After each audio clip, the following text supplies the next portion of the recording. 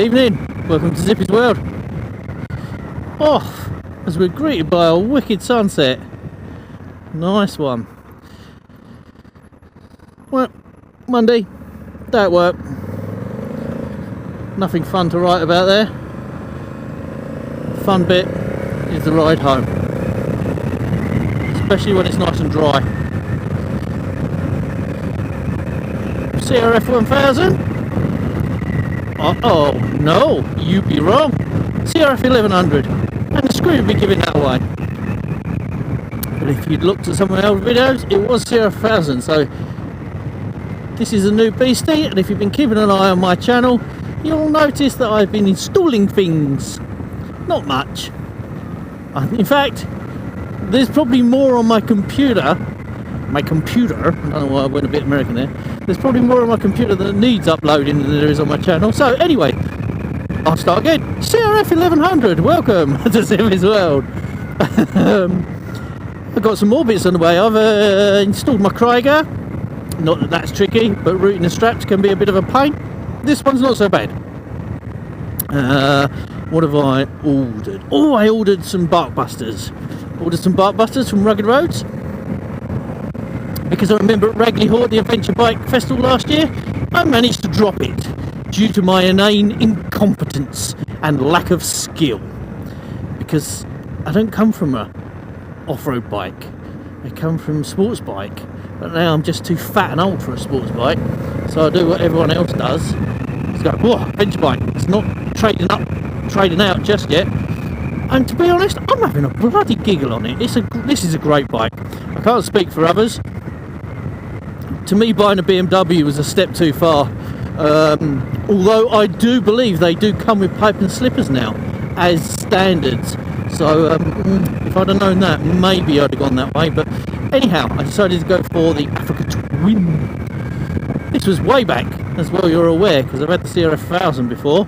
CRF1100, just a few little tweaks that I really liked. Extra 100cc, yes please, won't say no to that.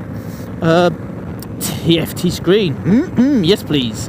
Apple CarPlay, oh yes please.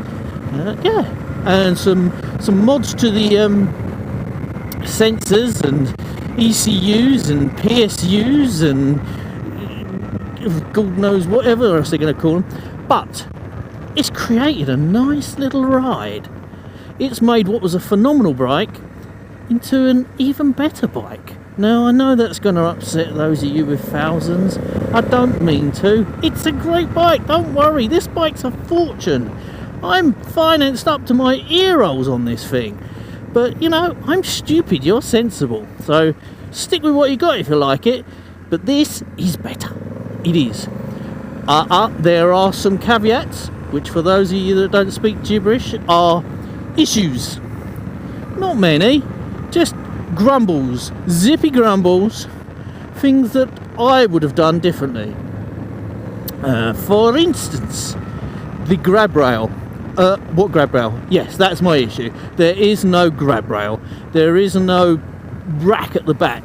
It's just pikey. Come on, you shortchanged us. You know we need one. I'm sure, you know, don't get me wrong, styling, of course it does look better without one on there. But we're going to need one. We're going to need to pull it out of rubbish. My son is screwed if he wants a pillion ride now. Or you could use that god-awful strap that you put around the seat. My God, what a monstrosity that is. I have taken that off. It is so bad. It's just, oh mate, it's like they bolted it on afterwards. Went, Jesus, we forgot to give him something to hold on to. Stick a bit of strappy leather on the back. That'll help him. Yeah, it's really pee-poor. I've taken that off. So yes, that's my issue. Grab it at the back, and it's so expensive to buy it aftermarket. Don't quote me. 300 to 400 quid. Yes, it looks better than the other one, better construction or what have you, but you could have stuck it on it. Anyway, that's my little grumble on that aspect. What other little grumble have I got with it? I can't remember. It was that insignificant. Oh, the seat. The seat mounting system's a bit of a faff now. Before you clipped it, it clipped off. Despite watching some of the knobbers on Adventure Bike magazine, I think they took it out and some rider from Sports Bike magazine or something ended up pounding away out in the middle on the seat. I know it bugged me, which is why it's stuck in my head, but yeah, the seat on this one's a bit of a faff. It's a bit Heath Robinson. You get there, and I'm sure I will post a technique video because it does require a bit of a technique. Even my dealer had a bit of an issue when I picked it up, adjusting it down to the low seat. So it was not just me, it's just a bit archaic.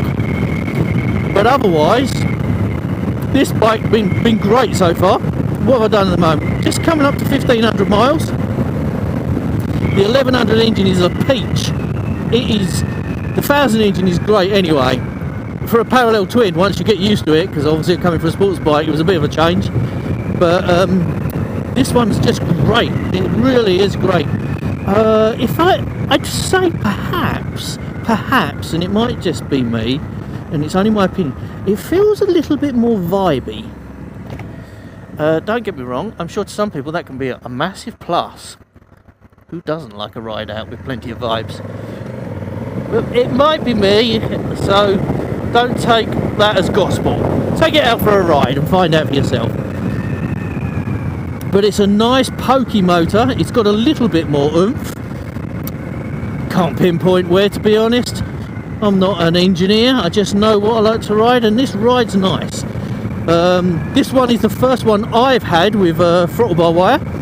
My previous one, the 17 model, was not.